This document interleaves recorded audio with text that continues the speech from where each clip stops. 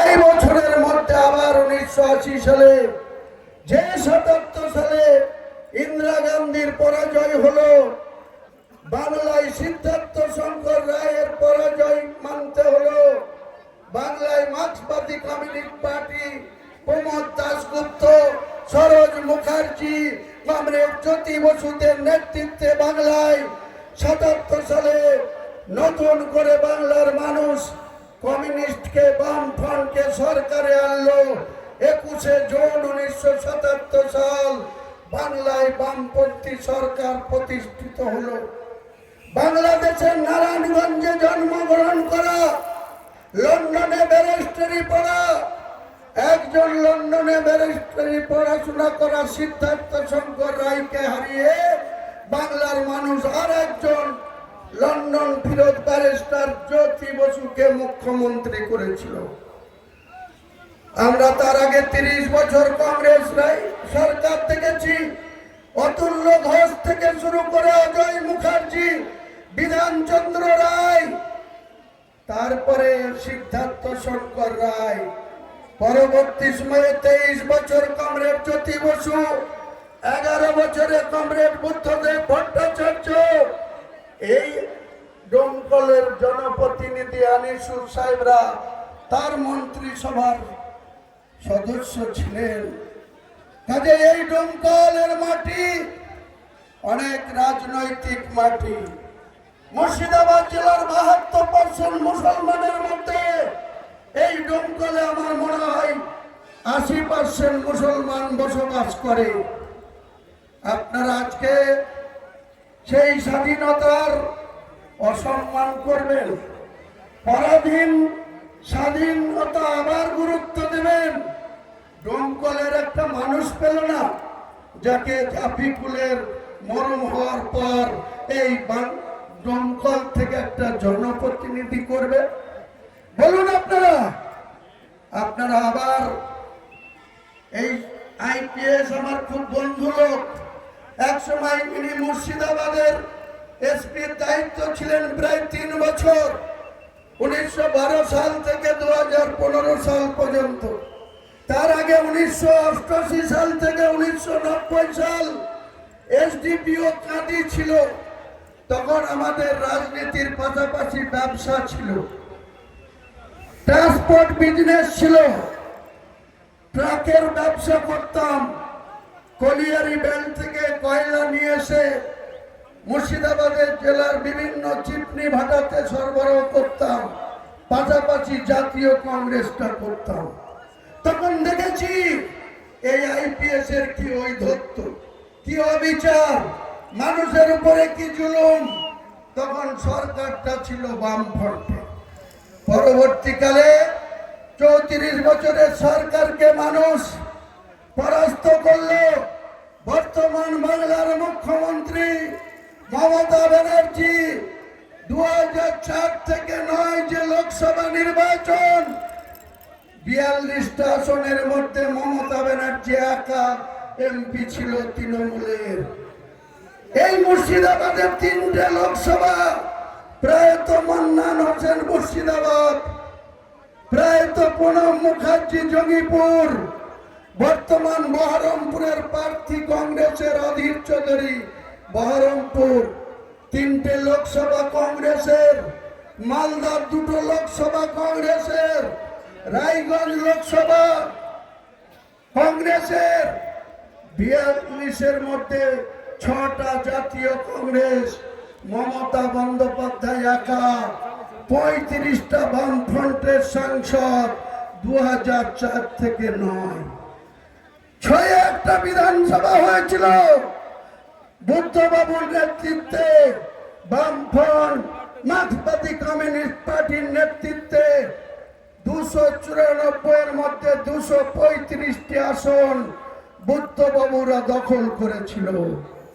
বুদ্ধবাবু একদিন এই ডোমকলের মাটিতে এসে মাদ্রাসাকে অপমান করার ঔদ্ধত্য দেখিয়েছিল।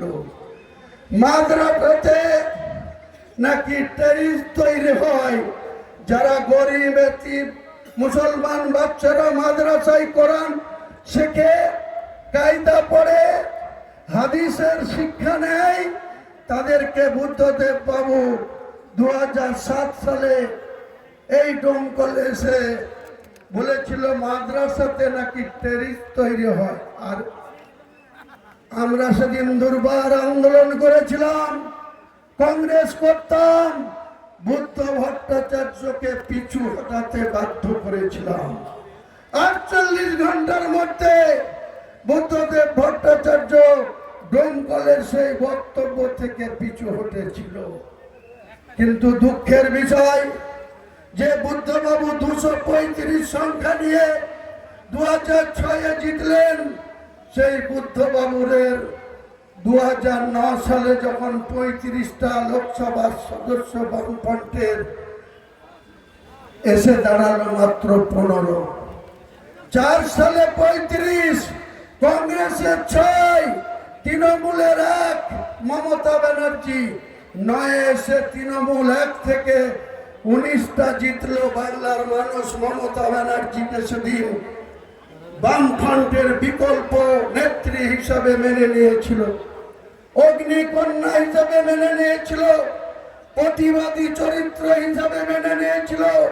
তাই এত শক্তিশালী সংগঠন বামফ্রন্টের বুদ্ধবাবুদের সেদিন 2009 সালে লোকসভায় 35 থেকে 15টা আসনে নেমে এসেছিল। তারপরে ব্যালেন্স করতে লাগলো আমলারা। এরকম ডোমকলের ওসি থেকে আইসি থেকে শুরু করে, মুর্শিদাবাদের এসপি থেকে শুরু করে, বাংলার আইএস আইপিএসরা 9 সালে যখন দেখলো 35 থেকে বামফ্রন্ট 15ই নেমে গেল, তখন আর বামফ্রন্টের ক্যাডারদের কথা শুনতে চাইল না আমলারা। সেই সুযোগ নিয়ে মমতা বন্দ্যোপাধ্যায় 1 বছরে প্রতি শনি রবিবার কলকাতায় আরএসএস এর নেতা, বিজেপির নেতা, কংগ্রেসের নেতা, সিপিএম বিরোধী যত মানুষ ছিল প্রতি শনি রবিবারে কলকাতাকে অবরুদ্ধ করত। বুদ্ধিজীবীদের নামে তিনার স্বার্থ চরিতার্থ করার জন্য মমতা ব্যানার্জি পিছন থেকে খেলা খেলেছিল। পরিণতিতে 2035 আসন নিয়ে জিতে থাকা বুদ্ধদেব ভট্টাচার্য যাদবপুর সহ শোচনীয়ভাবে বাংলার মানুষ বামফ্রন্টকে হারিয়ে দিল, প্রত্যাখ্যান করলো। 2011 সালে মমতা ব্যানার্জি তার জোড়া ফুলের প্রার্থীদের 229টা আসনে প্রার্থী করেছিল। পুনম মুখার্জি প্রদেশ সভাপতি তাকে ম্যানেজ করে সোনিয়া গান্ধীকে বুঝিয়ে মাত্র 65টা আসন দিয়েছিল কংগ্রেস দলকে। 65টা লিডে লড়াই করে, 65টা আসনে হাত প্রতীকে লড়াই করে আমরা 42টা জিতেছিলাম। আর 42-এর মধ্যে 1/3 14টা এই মুর্শিদাবাদ জেলায় কংগ্রেস 2011 সালে আমরা জিতেছিলাম। তার মধ্যে রেজিনগরে অন্যতম হুমায়ুন কবির। আমরা সেদিন বামপন্থীদের বিরুদ্ধে 30 বছর ধরে ন্যায়ের পক্ষে লড়াই করেছিলাম। কিন্তু আমার জিতাটা খুব সুখের হয়নি। 5 বছরের জন্য জিতেছিলাম। অজিত চৌধুরীর পরিবারের লোকদের সঙ্গে মনোমালিন্য হওয়ায়, দূরত্ব তৈরি হওয়ায় 18 মাসের মাথায় 13ই মে 2011-তে সার্টিফিকেট পেয়েছিলাম। আর 20 নভেম্বর 2012-তে তুচ্ছ করে বিধায়ক পদ রিজাইন দিয়ে কংগ্রেস দল ছেড়ে এই মিথ্যাবাদী মমতা ব্যানার্জির হাত ধরেছিলাম। ঐতিহাসিক ভুল করেছিলাম, ঐতিহাসিক ভুল হয়েছিল। মমতা বন্দ্যোপাধ্যায় যে এত মিথ্যাচারী মহিলা, এত হিংসুকে মহিলা, এত মুসলিম বিরোধী মহিলা, এত ভেতরে ভেতরে আরএসএস যুক্ত থাকা মহিলা, আমি তার প্রত্যক্ষ সাক্ষী। যখন আমি 20 নভেম্বর 2012 আমার বিধায়ক পদটা 5 বছরের জন্য মানুষ ভোট দিয়েছিল 70 রেজিনগর বিধানসভায়, 18 মাসের মাথায় ঘৃণা করে বিধায়ক পদ রিজাইন দিয়ে মমতার হাত ধরলাম, তখন আমাকে জামাই আদরে গ্রহণ করলো। জামাই আদরে গ্রহণ করলো এই যে অভিষেক বন্দ্যোপাধ্যায়, তখন দিল্লিতে পড়াশোনা করতো এমবিএ। যখন 2014 সালে ভাইপুকে নিয়েছে ডায়মন্ড হাবড়ার সাংসদ বানানোর পর, এত ঐধত্য একটা 32 বছরের ছেলে সে আমাদেরকে হুইপ দিচ্ছে, আমাদেরকে মুসলমান জাত তুলে কথা বলছে। আমি যখন প্রতিবাদ করেছিলাম 25শে ফেব্রুয়ারি 2015, আর 3 বছর জেল খেটে আসা, চাকরি চুরির টাকায় অর্পিতার বাড়িতে 50 কোটি টাকা আর 2.5 কিলো সোনাতে গ্রেপ্তার হওয়া পার্থ চট্টোপাধ্যায়কে দিয়ে এই হুমায়ুন কবিরকে 6 বছরের জন্য 25শে ফেব্রুয়ারি 2015 আমাকে বহিষ্কার করে দিয়েছিল। কোনো আমার অপরাধ ছিল না। আমি ন্যায় কথা বলতাম, হক কথা বলতাম, মুসলমানদের হয়ে কথা বলতাম, সেটা পিসি ভাইপুর সহ্য হতো না। তাই আমাকে 6 বছরের জন্য বহিষ্কার করে দিয়েছিল। আমি বহিষ্কার মেনে নিয়ে পলিটিক্যাল একজন জীব, আমি আবার নির্লজ্জের মতো যে কংগ্রেস আমি ছেড়ে আসলাম, সেই কংগ্রেসে আবার যোগদান করলাম। এক প্রকার বাধ্য হয়ে, মনের বিরুদ্ধে গিয়ে, ইচ্ছার বিরুদ্ধে গিয়ে আবার কংগ্রেসে এলাম। 2018 সালে পঞ্চায়েত নির্বাচন হয়েছিল। এসপির নাম ছিল মুকেশ কুমার, তৃণমূলের নেতা, পরিবহন মন্ত্রীর নাম ছিল আজকে সাম্প্রদায়িক নেতা শুভেন্দু অধিকারী।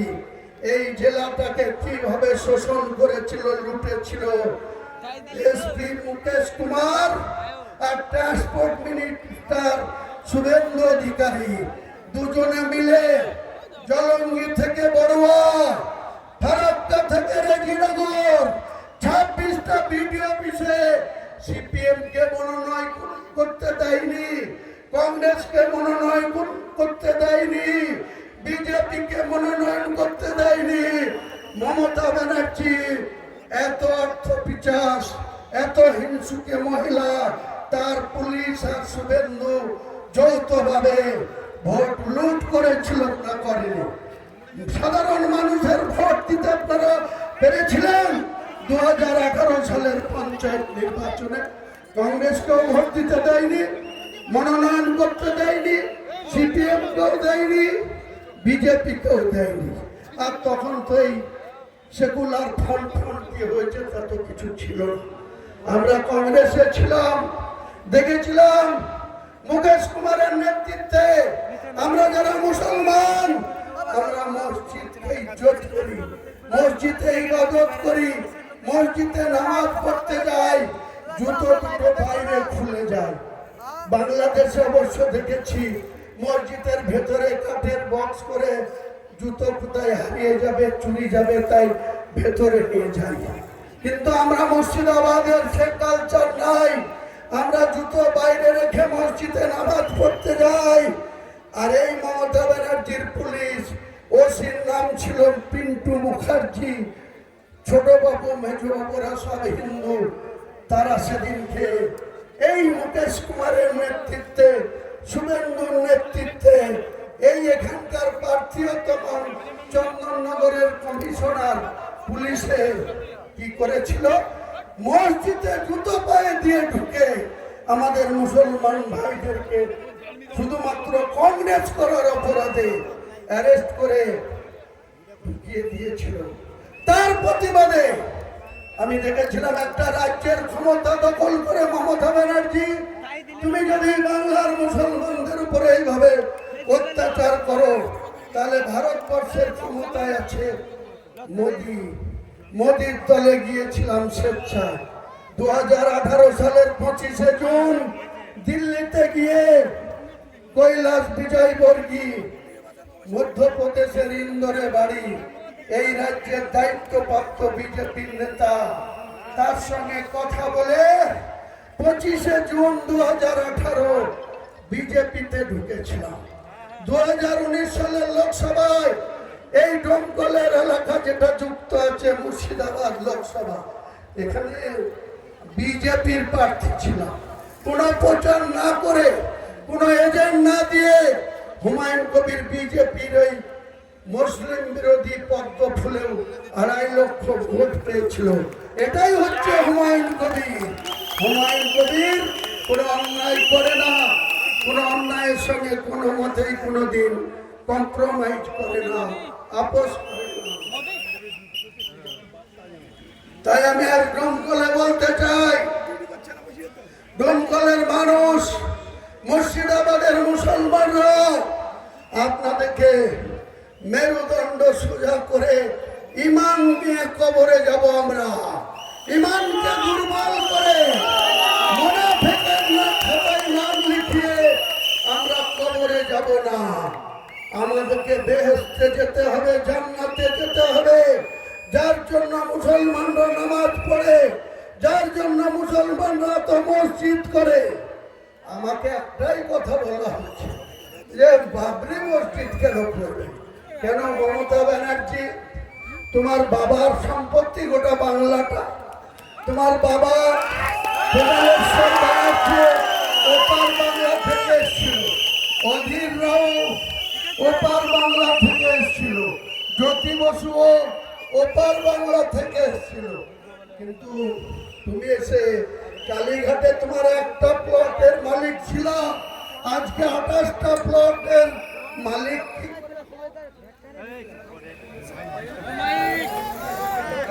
ভট্টাচার্য 11 বছর মুখ্যমন্ত্রী ছিল, তার কটা সম্পদ রেখে গেছে? তার একমাত্র কন্যা, তার স্ত্রীর নাম বীরা ভট্টাচার্য। বালিগঞ্জের সরকারি ফ্ল্যাটে থেকে তিনি মরে গেলেন। তারা এখনো সেই বালিগঞ্জের প্রাক্তন মুখ্যমন্ত্রীর স্ত্রী হিসাবে বালিগঞ্জের বাড়িতে থাকে।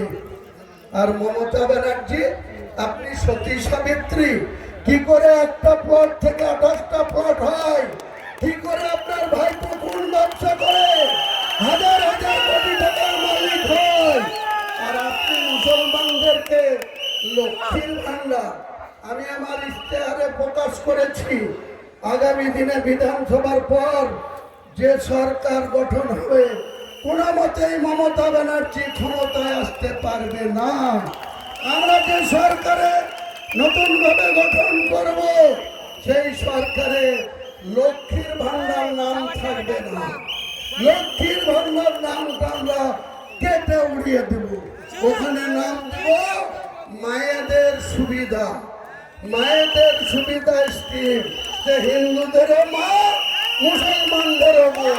আর প্রতি মাসে ওই 1500 1700 না, সরাসরি 3,500 করে দেব। সরাসরি 3,500 করে দেব বাংলার ট্যাক্সের টাকা। মমতা ব্যানার্জি, আপনি দিনের পর দিন মুসলিম বিরোধী কার্যকলাপ চালিয়ে যাবেন। মদের লাইসেন্স দিনের পর দিন বাড়িয়ে যাবেন। যেটা মুসলিম সমাজের মানুষের কাছে মদ হারাম, সেটা আপনি রোজগার বাড়ানোর জন্য দিনের পর দিন করবেন। আর আপনার ভাইপো আজকে বলছে হুমায়ুন কবির কেন অমিত শাহর সমকক্ষ সিকিউরিটি নিয়ে যাচ্ছে। এই অভিষেক বন্দ্যোপাধ্যায়, পশ্চিম বাংলাটা তোর বাবার সম্পত্তি নয়। তুই কেন 100টা সিকিউরিটির বেষ্টনীতে কালীঘাটের বাড়িতে রাত্রি যাপন করিস? তোর বাবার টাকায় রাজ্য সরকারের কোষাগার থেকে তুই করিস। তুই যতদিন এইসব না ছাড়বি, হুমায়ুন কবির তোকে চ্যালেঞ্জ থাকলো, চোখা মেরে পর তোর পিসিকে ওই দিঘাতে পাঠাবো, আর তোকে ওই দুবাইয়ে পাঠাবো। তখন দুবাইয়ে পাঠাবো। ক্ষমতা থাকলে তোর বাবার ক্ষমতা থাকলে রুখে নিবি। আমি চ্যালেঞ্জ করছি অভিষেক বন্দ্যোপাধ্যায়, আপনারা যে মুসলমানের ভোট নিয়ে আপনি ক্ষমতায় বসবেন, সেই মুসলমানের সঙ্গে ধোঁকাবাজি করবেন, চালাকি করবেন, মিথ্যাচার করবেন। আর মুর্শিদাবাদে এসে আজকে প্রত্যেকটা থানায় মরছে কে? মুসলমান। মারছে কে? মুসলমান। কেস খাচ্ছে কে? মুসলমান। আর ডিম খাচ্ছে কে? মমতা ব্যানার্জির কারণে। এদিন সব চলবে না, আমরা হতে দেব না। আজকে কালীগঞ্জ নদিয়ার পলাশির কালীগঞ্জ একটা বিধানসভা, নাসিরউদ্দিন আহমেদ লাল আকস্মিক ভাবে হার্ট অ্যাটাক করে মৃত্যু। বাই ইলেকশনে তার মেয়ে আরিফা আহমেদ প্রার্থী হল। সরকার তো আছে, একটা উপনির্বাচনে স্বাভাবিকভাবে শাসক দলই জিতলো। কেন তোমরা জিতলা? তোমরা একটা তামান্না সিপিএম পরিবারের মেয়ে বলে 9 বছরের একটা তামান্নাকে এই উচ্ছৃঙ্খল মুসলমান বিয়াদবরা, তৃণমূলের বিয়াদবরা সেদিনকে তামান্নার মতো একটা 9 বছরের বাচ্চার গায়ে বোম মেরে তাকে খুন করলো। বকটুয়ে, বীরভূমের বকটুই 8 থেকে 80 9 জন মুসলমানকে কে মারল? তৃণমূল। তৃণমূলকে ঘরে আগুন দিয়ে 9টা মানুষকে সেদিন খুন করেছিল। আর আপনি মুসলমানদের মাসিয়া, আপনি মুসলমানদের ভালো চান, আপনি গোটা বাংলায় মুসলমানদেরকে ফেরত গিয়ে বেলডাঙ্গা থানা ঘিরব, আলাউদ্দিনের খুনের বিচার চাইব। তোমরা রাস্তা অবরোধ করো না। 7 ঘন্টা রাস্তার অবরোধ হলো, কিন্তু কিছু করলো না পুলিশ। সেদিন আমার ডোমকলে সভা ছিল 17 জানুয়ারি শনিবার। আর এই যে রাজপুত্র চোরের রানীর ভাই